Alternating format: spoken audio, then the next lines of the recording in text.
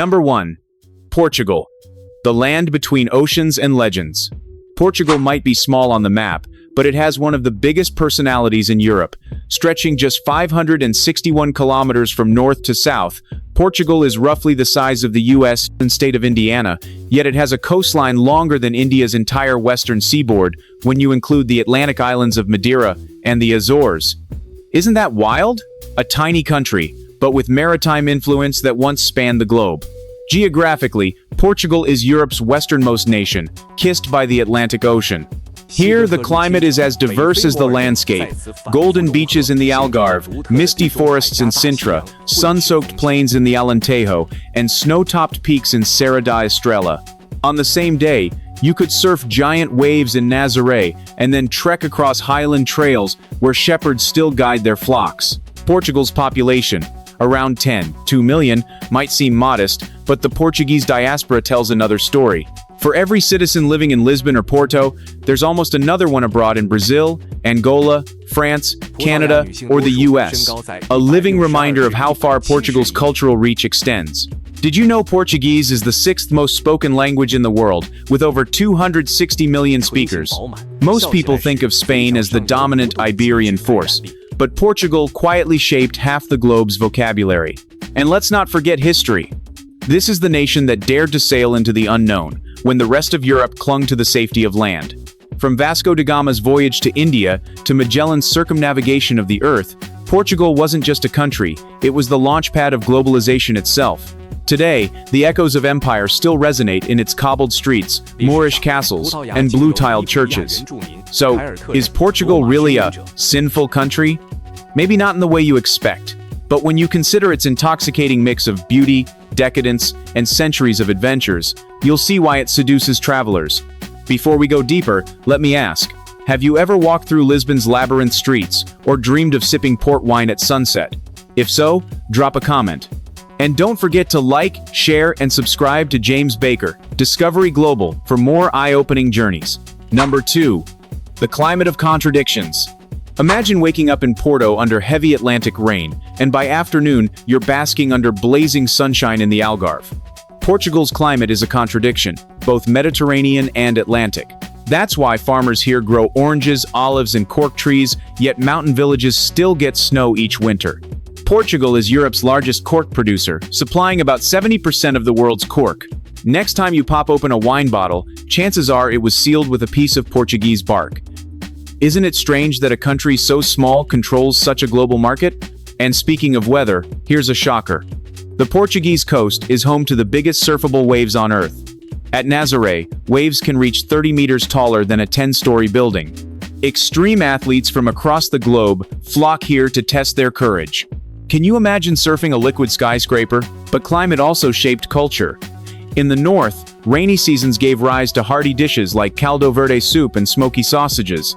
In the south, sunny skies inspired lighter flavors, grilled sardines, figs, and almonds. This duality makes Portugal feel like two countries merged into one. The people, too, carry the imprint of their environment. Northerners are said to be hardworking and reserved, while Southerners are easygoing and expressive. Do you think weather really affects personality, or is that just a stereotype? Portugal might hold the answer. Number 3. The people and the myth of Saudade. If you ask a Portuguese person what defines them, they'll likely mention a word that doesn't exist in English: saudade. It's a mix of longing, nostalgia, and melancholy, a feeling of missing something that may never return. Some say it's Portugal's national soul. This emotion is deeply tied to history. For centuries, Portuguese sailors left their families to sail into the unknown, sometimes never returning. Women stood at cliffs in places like Sagres, staring at the horizon, hoping their loved ones would reappear. Out of this collective pain, Saudade was born. Even today, this feeling shapes the arts. You hear it in fado music, sung in dimly lit taverns of Lisbon. Voices tremble with sorrow, guitars weep, and the audience sits in silence, often with tears in their eyes. It's not just music, it's a cultural ritual. Would you enjoy listening to something so sad, yet so beautiful? On the flip side, Portuguese warmth is legendary. Unlike the stereotype of Western Europeans being distant, the Portuguese are tactile, greeting friends with kisses on both cheeks, sharing food freely, and speaking with an honesty that can surprise outsiders. And while the country is strongly Catholic, Its people are often more spiritual than strictly religious, blending old folk traditions with Christian rituals. Women in Portugal are admired for their natural beauty, dark hair, deep eyes, and confident posture. Men are often proud, reserved, yet protective of family honor. What unites both is resilience. Centuries of invasions, earthquakes, and poverty never managed to break their spirit. Number 4. From dictatorship to democracy. Here's a shocking fact. Portugal lived under one of Europe's longest dictatorships, the Estado Novo regime, lasting from 1933 to 1974. For 41 years, the country was ruled with censorship, secret police, and economic stagnation.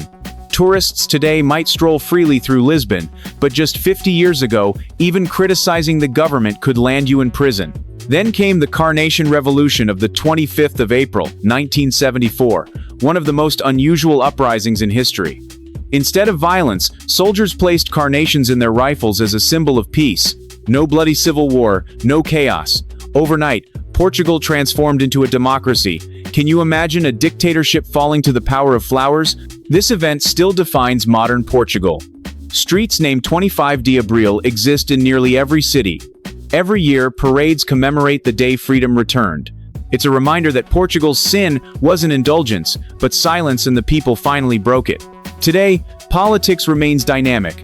Portugal is a proud member of the EU, balancing tradition with modernity. It's one of the safest countries in the world, yet also one of the most openly progressive, legalizing same-sex marriage in 2010 and decriminalizing all drugs in 2001. An experiment the world still debates. Was that bold move sinful or visionary? Number 5. Transportation and the rhythm of life. Portugal may not be the richest EU country, but it has one of the most fascinating transportation systems. The Lisbon trams rattling yellow streetcars climbing impossibly steep hills are more than public transport. They're living time machines. Tourists squeeze inside tram 28, hanging on as it squeals past ancient churches and tight corners. Locals roll their eyes at the crowds, but secretly, they love the nostalgia. On the other end of the spectrum, Portugal is home to Europe's longest bridge, the Vasco da Gama Bridge, stretching 17 kilometers across the Tagus River. Built for Expo 98, it's a symbol of modern engineering in a country often stereotyped as old-fashioned. Airports like Lisbon and Porto connect Portugal to the world, but hidden gems like the Azores are only accessible by small flights. Here, volcanic craters, green lakes, and winding roads give you the sense of being on another planet. In fact, NASA once trained astronauts there to prepare for moon landings. Did you expect that? But perhaps the most Portuguese way to travel isn't fast or flashy, it's slow. Evening walks, known as passeos, are a ritual. Families, couples, even teenagers stroll together through plazas, chatting, laughing, eating ice cream. Transportation here isn't just about getting somewhere, it's about savoring the journey. Number 6. The economy of past and future. Portugal's economy is full of contradictions. On one hand, it was once one of the richest nations on earth, thanks to gold from Brazil, spices from India, and trade routes across Africa. Lisbon, in the 16th century, was known as the Queen of the Seas, with treasures pouring in daily. Yet centuries of overreach, earthquakes, and colonial collapse turned this empire into one of Europe's poorest countries by the 20th century. Today, Portugal is no longer wealthy in traditional terms, but it's quietly reinventing itself. Tourism makes up nearly 20% of GDP, with millions of visitors pouring into Lisbon, Porto, and the Algarve. Yet here's the shocker. Many Portuguese complain that tourism is both a blessing and a curse. Entire neighborhoods in Lisbon have been converted into Airbnbs, pushing locals out of their own homes. Can you imagine being priced out of the very city your family has lived in for centuries? At the same time, Portugal is betting on renewable energy. On some days, the country generates 100% of its electricity from wind, solar, and hydropower. That's a remarkable achievement for a small EU state. It's also a tech hub, attracting digital nomads who move to Lisbon to work remotely, lured by sunshine, affordable wine, and fiber-optic internet. But the economy has its sins too. Low wages. A teacher or nurse in Portugal often earns less than in neighboring Spain, forcing many young people to emigrate. It's ironic the country that once conquered the world now watches its youth leave for better futures abroad. Do you think Portugal is repeating its own history of departures? Number 7. Curious customs and shocking traditions. Every culture has quirks, but Portugal's are truly unforgettable. For starters, funerals here are not always quiet. In some rural areas, professional mourners, women paid to wail and cry, still appear. Their job? To amplify grief so the community feels the weight of the loss. Imagine hiring someone to cry louder than you at a funeral. Another surprise. New Year's Eve grapes. At midnight, the Portuguese eat 12 grapes, one for each chime of the clock, to guarantee luck for the 12 months ahead. Miss a grape, and superstition says you'll have bad luck. How many people choke trying to keep up with the clock? Superstition also colors daily life. Spilling wine on the table? Good luck. Walking backwards? Bad omen. Never place bread upside down. Locals believe it offends God. Even the beloved rooster of Barcelos, Portugal's national symbol, comes from a bizarre legend. A pilgrim falsely accused of theft was saved from execution when a roasted chicken suddenly stood up and crowed in court. Would you dare eat chicken in Barcelos after hearing that? And let's not forget bullfighting. Unlike Spain, in Portugal the bull is not killed in the arena. Still, the spectacle is controversial. Riders in ornate costumes face charging bulls, and young men try to wrestle the animal with bare hands. Is it bravery, tradition, or cruelty? The debate continues, but the custom survives. Number 8. The cuisine of the sea and beyond. If there's one thing the Portuguese worship, it's food, especially food from the ocean. Portugal consumes more fish per person than almost any country on earth. Walk through Lisbon's markets, and you'll see mountains of sardines, mackerel, octopus, and eels glistening on ice. The national obsession, however, is bacalhau, dried and salted codfish. The strange part? Cod doesn't even swim in Portuguese waters. For centuries, fishermen sailed as far as Newfoundland, Canada, to catch it. Today, there are said to be 365 different bacalhau recipes, one for each day of the year. Can you imagine eating the same fish daily without getting bored? But Portuguese cuisine has other surprises. In Porto, you'll find the francesinha, a monstrous sandwich stuffed with layers of meat, drowned in melted cheese and spicy beer sauce. It's been called both the most delicious and the most dangerous meal in Europe. Your arteries may never forgive you, but your taste buds will. And then there's the pastel de nata, the creamy custard tart born in a Lisbon monastery. Monks invented it using leftover egg yolks after starching clothes with egg whites. Today, it's a global sensation, yet nothing compares to eating one warm from the oven in Belém. Pair all this with Portugal's famous port wine, a sweet fortified drink aged in cellars along the Douro River. British merchants once loved it so much they made it a staple of royal banquets. Would you call it sinful indulgence or holy nectar? Number 9. Festivals of fire and faith.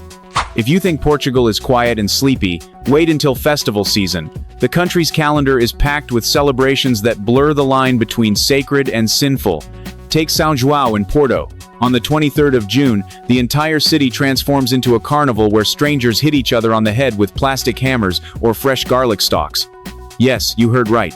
Imagine thousands of people politely whacking each other all night, followed by fireworks over the Douro. Or consider Carnival in Torres Vedras, famous for its satirical floats. Politicians and celebrities are mocked with giant caricatures, while locals dress in drag or outrageous costumes.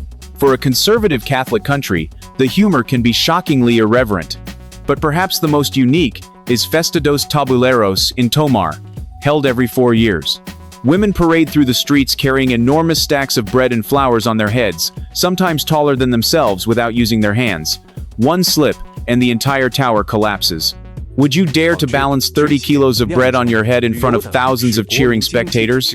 Even smaller towns light up with fire festivals, saint days, and pilgrimages where alcohol flows as freely as faith. To outsiders, it might look sinful. To the Portuguese, it's tradition, joy, and survival.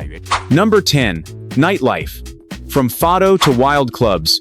When the sun sets, Portugal shifts gears. Lisbon by night is a blend of romance and rebellion. In the neighborhood of Alfama, you can slip into a fado house, dim lights, candlelit tables, and singers pouring out their souls. Conversations stop, glasses freeze mid-air, as voices echo with centuries of longing. It's haunting, it's heavy, and yet, people leave feeling strangely uplifted. But cross town to Barro Alto, and you'll see a different Portugal. Narrow streets fill with students, backpackers, and musicians. Bars are so small that drinks spill onto the cobblestones, turning the entire district into one giant open-air party. In Porto, the riverside Cais de Ribeira bursts with energy wine bars, beer gardens, and boat parties under glowing bridges. And down south, in the Algarve, summer brings a flood of tourists to beach clubs, where DJs play until dawn and cocktails flow like rivers. For a small country, Portugal's nightlife is astonishingly diverse. One night, you can sip a quiet glass of aged port while listening to a 70-year-old guitarist. The next, you're dancing barefoot on a sandy beach with strangers from 5 continents. So, does Portugal's nightlife prove it's sinful, or is it simply a country that knows how to live life fully balancing Saudade with celebration? Number 11. Mysteries, legends, and strange beliefs. Portugal may look calm on the surface, but its folklore hides eerie tales. Take the village of Monsanto, often called the most Portuguese village in Portugal. Here, homes are built under and between giant boulders, stone walls, fused with nature itself. Legend says the rocks were placed by supernatural beings, and villagers once defended themselves by hurling stones at invaders. Then there's the legend of Henrique. In 1139, King Afonso Henriques claimed he saw a vision of Christ before a decisive battle. The story turned him from mere nobleman into Portugal's first king. Was it divine intervention or clever propaganda? Portugal also has ghostly beliefs. In Sintra, misty forests hide tales of witches, fairies, and curses. The Quinta da Regaleira estate is full of Masonic symbols, underground tunnels, and the infamous initiation well, a spiral staircase that descends into darkness. Some visitors swear they feel chills walking down, as if history itself is watching. Even daily life carries superstition. Portuguese fishermen never say the word rabbit on a boat, it's considered bad luck. Instead, they call it the long-eared one. Why? Nobody knows, but no sailor dares to break the rule. For a country known for rational explorers, Portugal's imagination runs wild. Do you think legends are just stories or secret truths hidden in plain sight? Number 12. Iconic tourist destinations. Portugal is a traveler's dream. Lisbon, perched on 7 hills, is a living postcard. From the golden arches of Belém Tower to the futuristic Matte Museum, every corner blends past and present. Riding the vintage Tram 28 feels like stepping into a moving history book. North lies Porto, city of bridges and wine. Its riverside quarter, Ribeira, is a UNESCO World Heritage Site, where narrow alleys spill down to the Douro River. Across the water, vast port wine cellars invite you to taste liquid history. But Portugal's beauty stretches beyond its cities. The Douro Valley, with its terraced vineyards carved into hillsides, looks like a painting come alive. Further south, the Algarve boasts cliffs plunging into turquoise seas. The Benagil Cave, with its natural skylight, is so surreal that travelers say photos never do it justice. For something mystical, head to Sintra, a fairy tale town of palaces and forests. The colorful Peña Palace, perched on a hilltop, looks like it leapt out of a fantasy movie. Nearby, the Moorish castle whispers of battles past. And don't forget the Azores and Madeira, volcanic islands in the Atlantic. From crater lakes glowing emerald to black sand beaches and natural lava pools, these places feel untouched by time. It's no wonder they're often called Europe's hidden paradise. Which would you explore first, the bustling streets of Lisbon or the silent peaks of the Azores? Number 13. Portuguese food you can't miss. Beyond codfish and custard tarts, Portugal's cuisine has surprises that test your taste buds. Ever heard of sopa de pedra, or stone soup? According to legend, a poor monk tricked villagers into sharing food by pretending to cook with just a stone. Today, it's a hearty mix of beans, sausage, and pork. Seafood dominates the menu. Grilled sardines on summer nights, octopus rice rich with garlic and herbs, and amejoas a bulhau pato, clams steamed with cilantro and white wine. Simple ingredients, unforgettable flavors. For meat lovers, there's leitão de beirada, suckling pig roasted until the skin crackles, or the mighty francesina sandwich, drowned in beer sauce.